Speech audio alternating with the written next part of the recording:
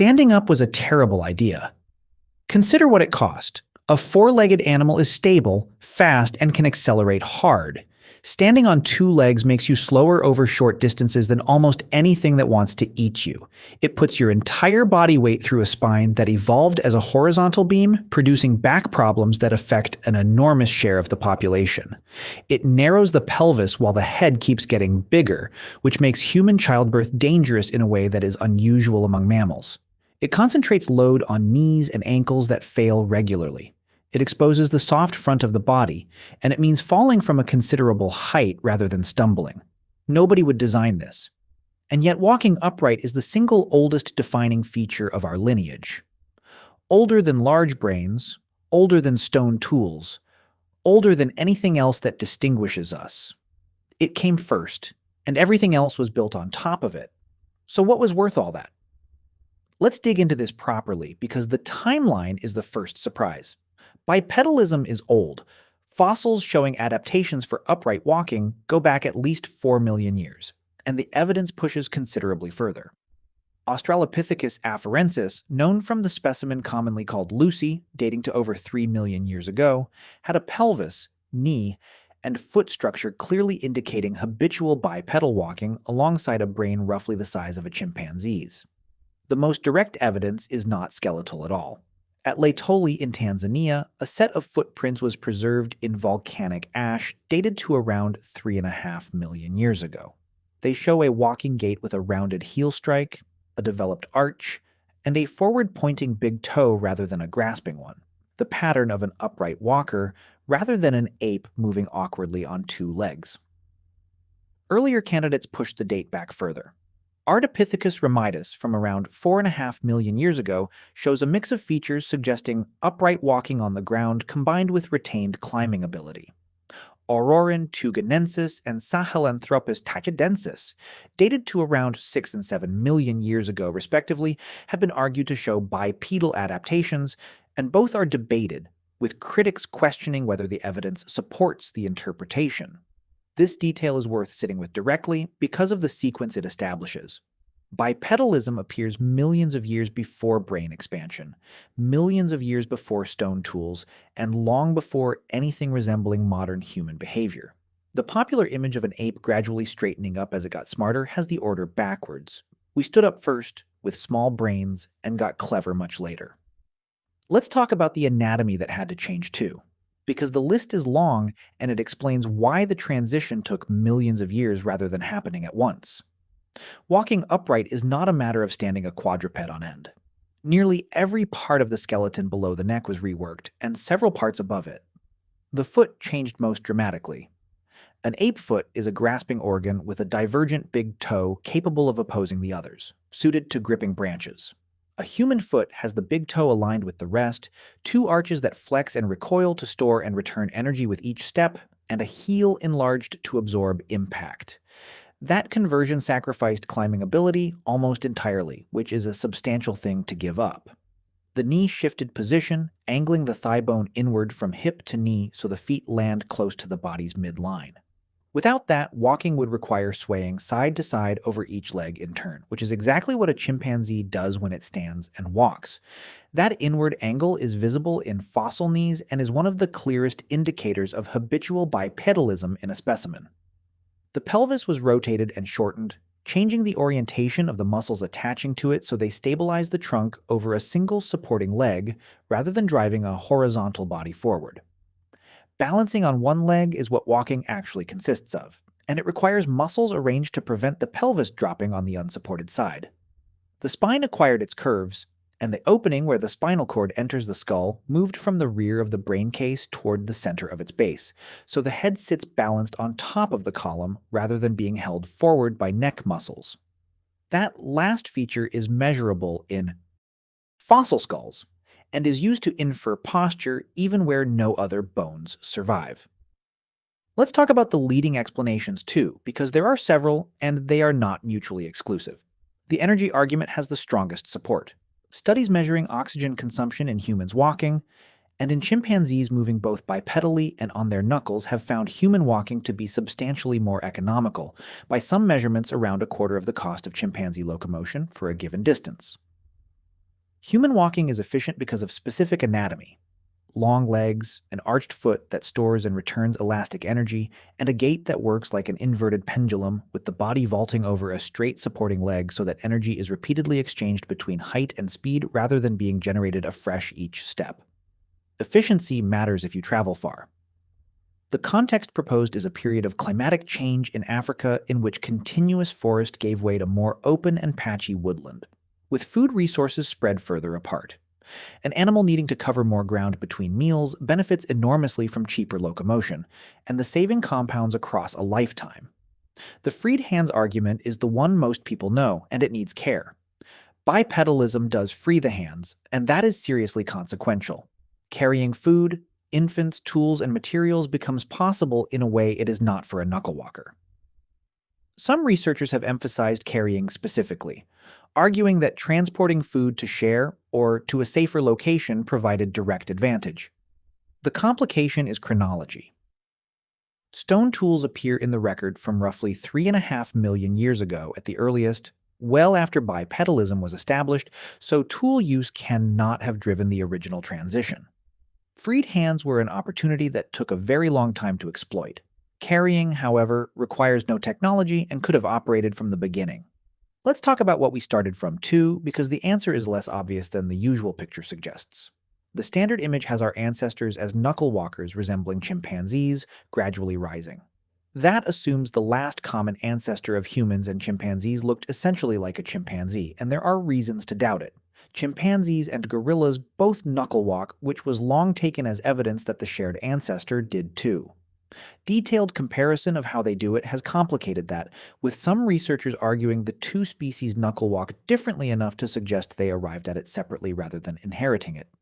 If that is right, the ancestor may not have been a knuckle walker at all.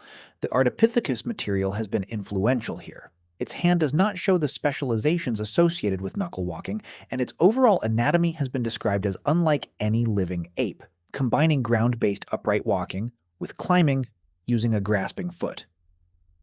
The researchers involved argued explicitly that living apes are not good models for our ancestors, since chimpanzees have been evolving for exactly as long as we have, and have their own specializations. That reframing matters for the question.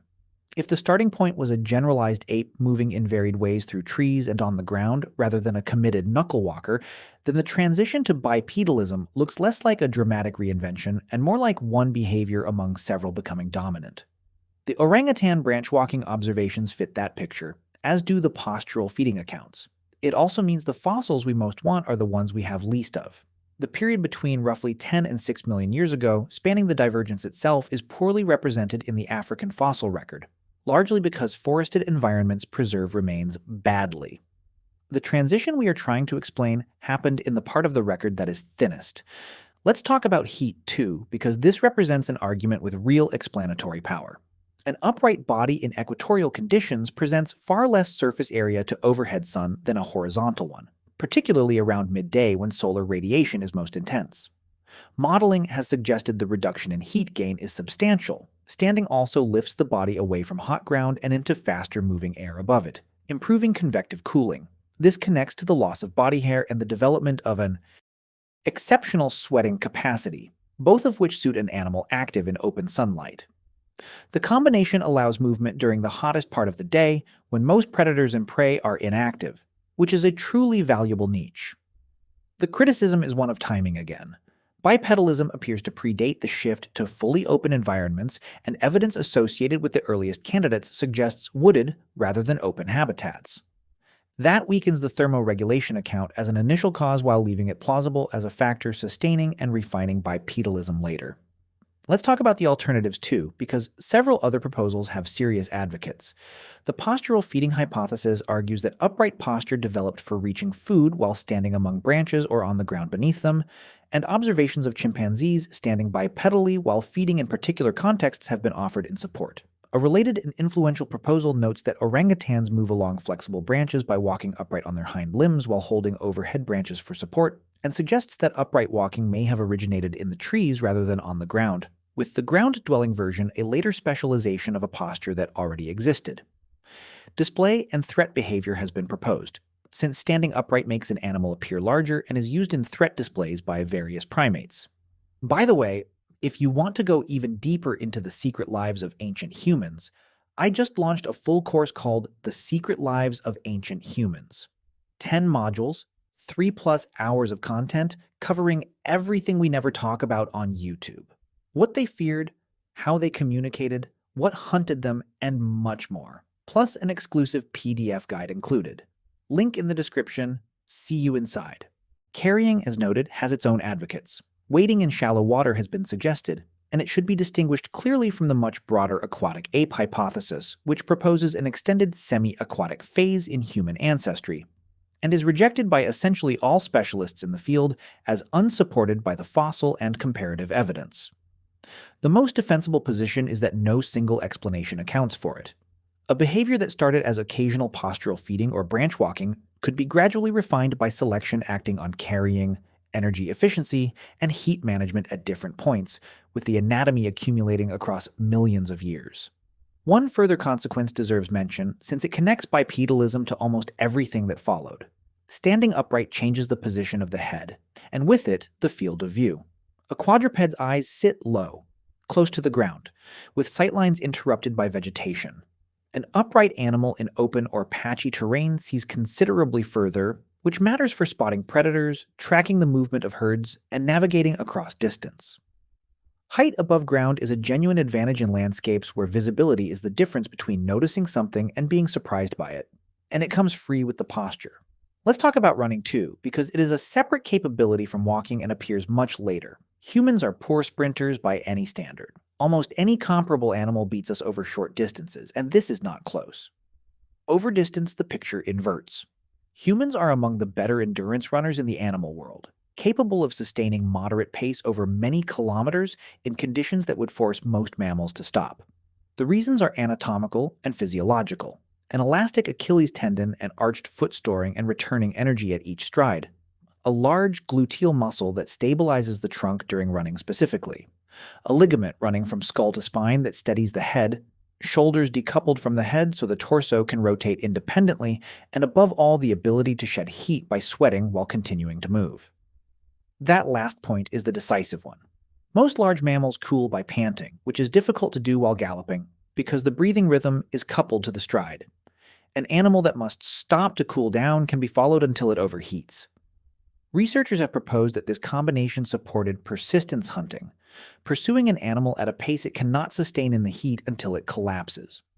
The anatomical case is substantial, with a set of features that appear to serve running specifically and appear in the fossil record with the genus Homo rather than earlier. The behavioral case is thinner, resting on a limited number of ethnographic accounts, and researchers disagree about how significant the practice actually was in ancestral subsistence.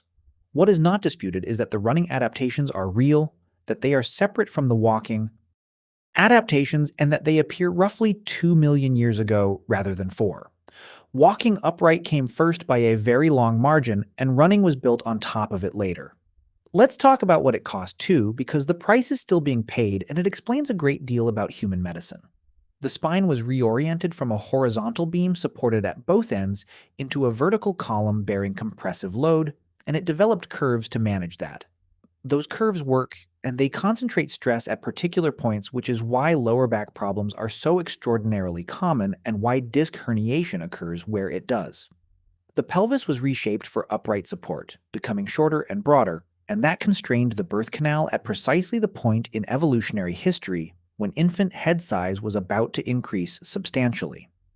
Human birth involves the infant rotating through a canal whose dimensions vary along its length, and it is difficult and dangerous compared with most primates. The conventional explanation, sometimes called the obstetrical dilemma, frames this as a direct trade-off between walking efficiency and childbirth. That framing has been challenged, with alternative accounts emphasizing metabolic limits on gestation length, and the debate is active. Human infants are born remarkably underdeveloped compared with other primates, unable to cling, support their heads, or move independently for months.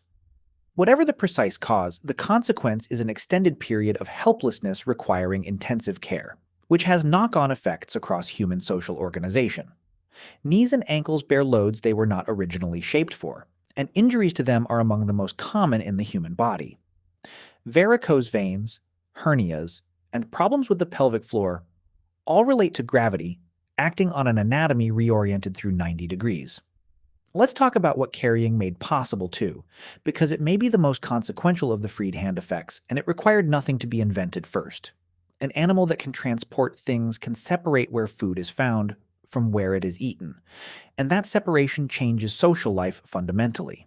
Food brought back to a group can be shared, and sharing supports individuals who did not obtain it. The young, the injured, the pregnant, and those whose foraging failed that day. That converts individual variation in success into collective stability, and it creates the conditions for reciprocity, obligation, and reputation, which are the raw materials of complex social behavior. Carrying also transformed infant care.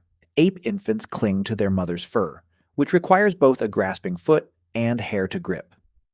As the human foot lost its grasping capacity and body hair reduced, infants could no longer hold on, and the responsibility shifted entirely to the adult, who now had arms available to do it.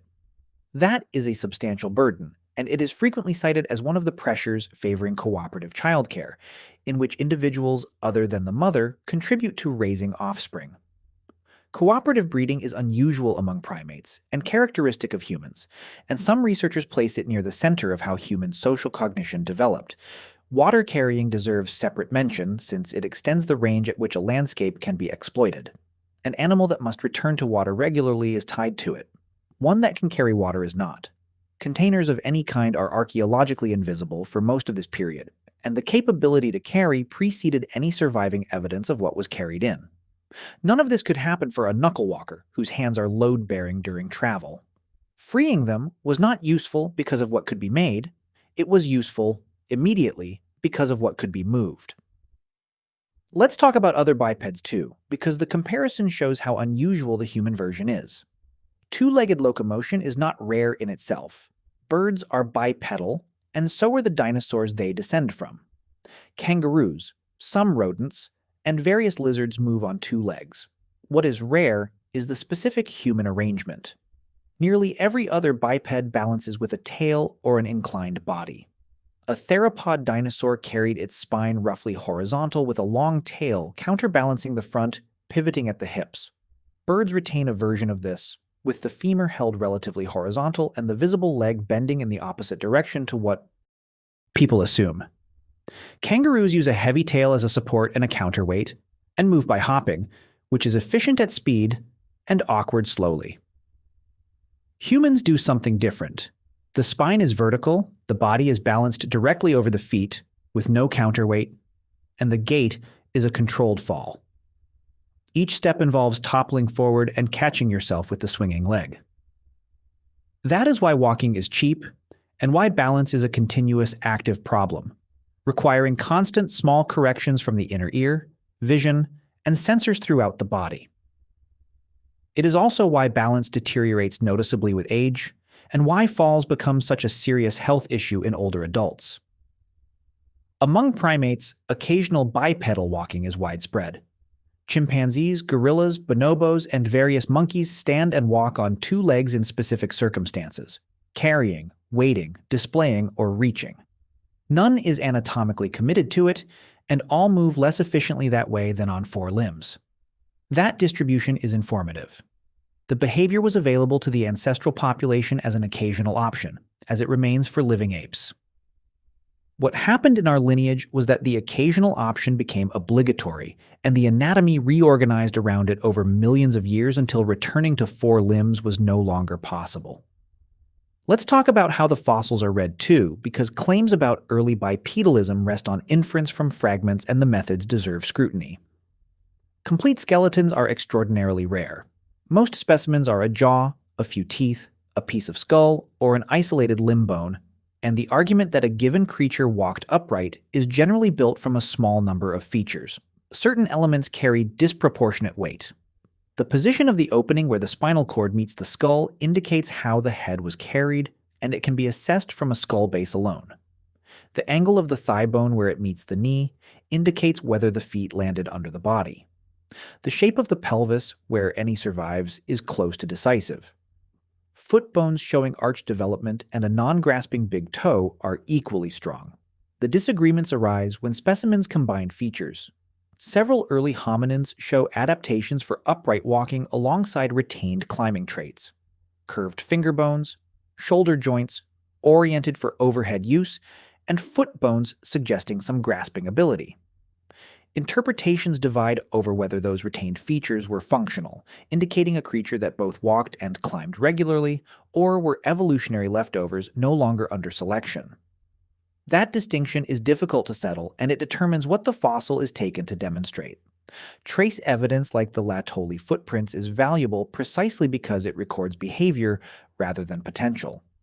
A skeleton indicates what an animal could do. A footprint records what one actually did on a particular morning.